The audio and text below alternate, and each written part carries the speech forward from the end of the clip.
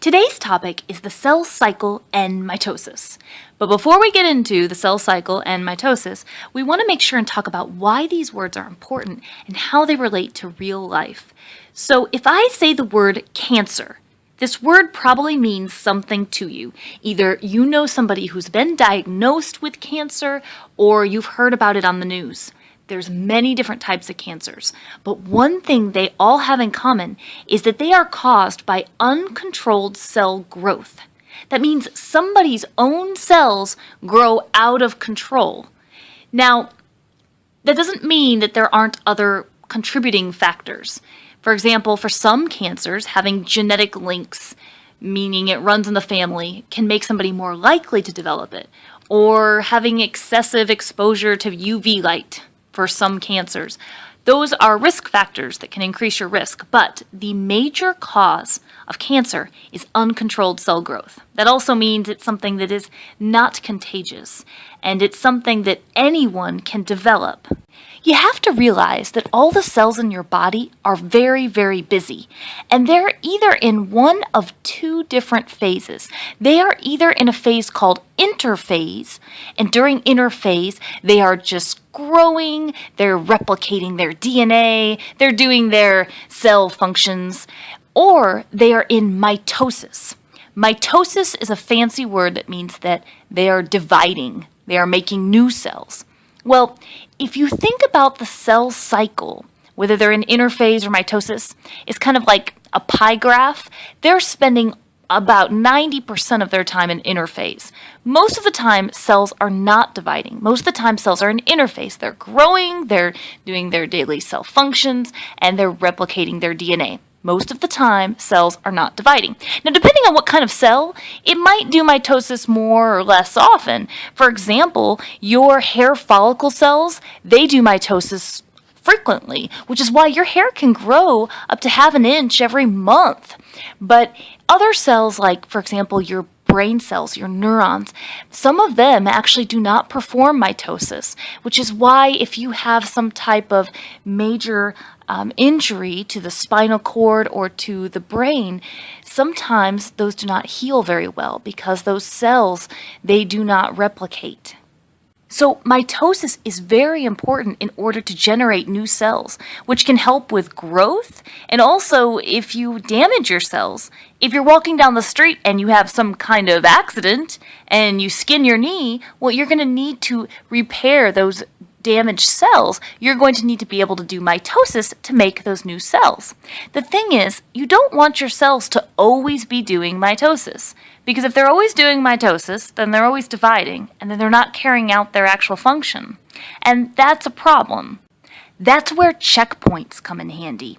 See, along the cell cycle, there are checkpoints to check that the cell is growing correctly and replicating its DNA correctly and doing everything it's supposed to do correctly before it divides. And what happens if the cell fails its checkpoint? The cell does something called apoptosis, which basically means the cell destroys itself. It self-destructs.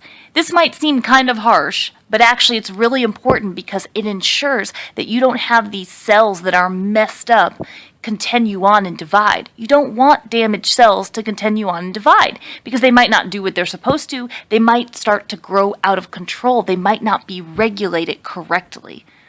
That's where cancer cells come in.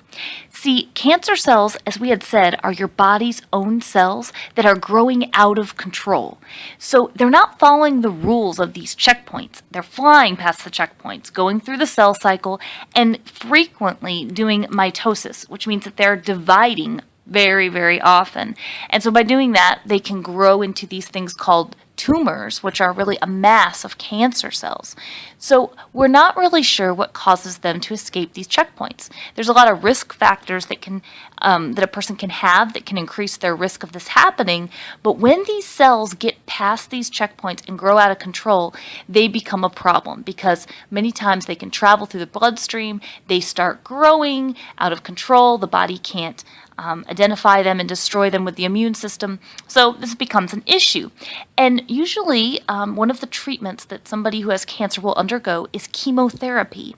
And this works by targeting cells that go through the cell cycle quickly and hit mitosis quickly.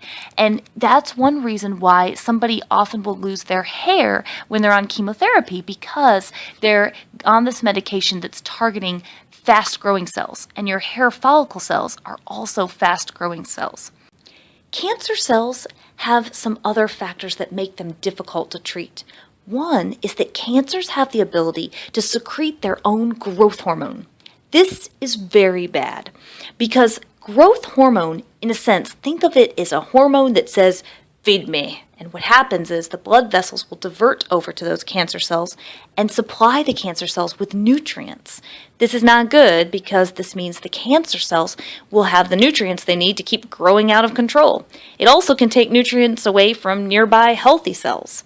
There's some medications that are being researched that maybe could stop the growth hormone from cancer cells. And in a sense, that would be great because the cancer cells would not be able to get the nutrients to grow out of control anymore. Of course, you have to make sure that the medication is targeting just the cancer cells and that you're not affecting the growth hormone of nearby healthy cells. You wouldn't want that. So it's kind of a tricky situation. So let's recap what we talked about today. We talked about the cell cycle, how cells are more frequently in interphase than they are mitosis. Interphase is when cells are replicating their DNA or they're growing, carrying out cell processes. In mitosis, the cells are actually dividing. We talked about how during this cell cycle, there's checkpoints that regulate the cell and keep the cell from being able to continue on if it's damaged. Unless we're talking about cancer cells, which are cells that have escaped the checkpoints and are growing out of control. Be sure to check out our clip on mitosis. This process is really fascinating, but it's also a really important one in order to understand how your body cells work. That's it for the Amoeba Sisters, and we remind you to stay curious.